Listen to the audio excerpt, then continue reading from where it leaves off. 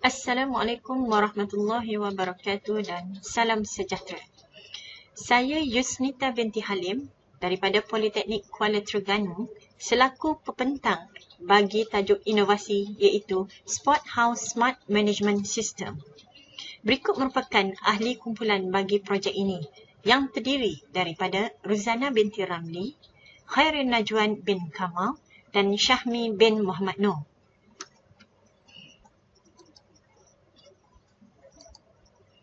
Antara agenda yang akan dibentangkan ialah pengenalan, penyataan masalah, objektif, skop pengguna dan skop sistem, metodologi, rajah konteks, antara muka sistem, impak sistem dan kesimpulan. Pengenalan kepada pembangunan. Sebab pembangunan projek ini dijalankan adalah berdasarkan kepada kejohanan sukan tahunan sekolah. Kejohanan sukan ini melibatkan pertandingan di antara wakil ahli rumah sukan yang terdiri daripada para pelajar. Kejohanan ini dapat menentukan pelajar terbaik sukan dan juara keseluruhan acara sukan. Pengurusan acara sukan melibatkan beberapa proses seperti pendaftaran ahli dan peserta rumah sukan, proses pengadilan semasa pertandingan, proses penentuan pemenang acara sukan dan juara rumah sukan. Segala aktiviti yang terlibat bagi persiapan dan perjalanan sukan tahunan sekolah melibatkan proses dokumentasi secara manual dan tenaga kerja yang ramai. Bagi mengatasi masalah ini, satu sistem telah dibangunkan dan dinamakan sebagai Sport House Smart Management System. Antara penyataan masalah yang telah dikenal pasti ialah masalah yang dihadapi oleh sekolah iaitu penggunaan tenaga kerja yang ramai sebelum hari sukan dan semasa acara sukan dijalankan. Tenaga kerja yang banyak digunakan untuk memproses data seperti merekod data pelajar mengikut rumah sukan, memilih dan menentukan kategori kelas sukan serta pengadil bagi acara sukan.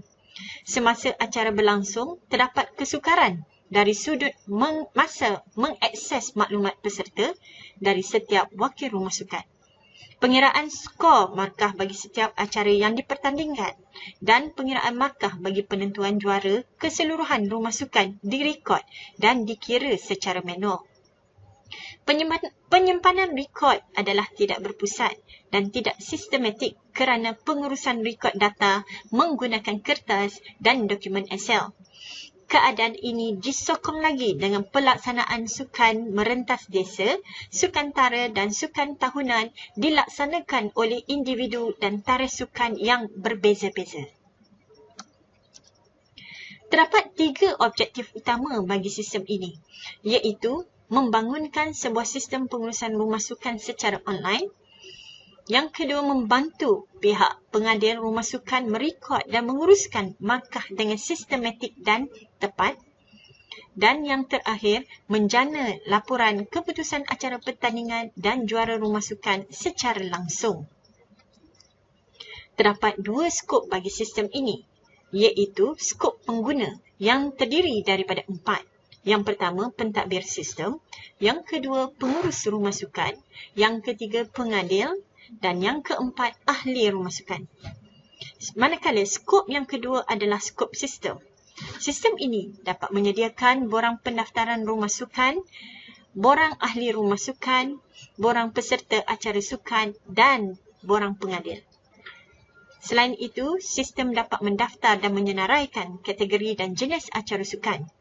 Sistem juga dapat menetapkan peserta dan pengadil mengikut acara sukan. Sistem dapat mengira skor markah bagi acara sukan secara automatik dan sistem dapat menjana kedudukan juara rumah sukan secara automatik. Berikut merupakan metodologi yang diguna pakai bagi membangunkan Sport House Smart Management System.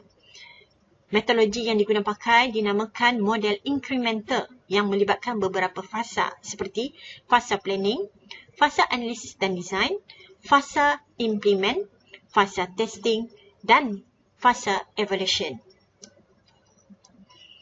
Berikut adalah rajah konteks yang mana menerangkan secara keseluruhan fungsi-fungsi yang terdapat di dalam sistem mengikut kategori pengguna.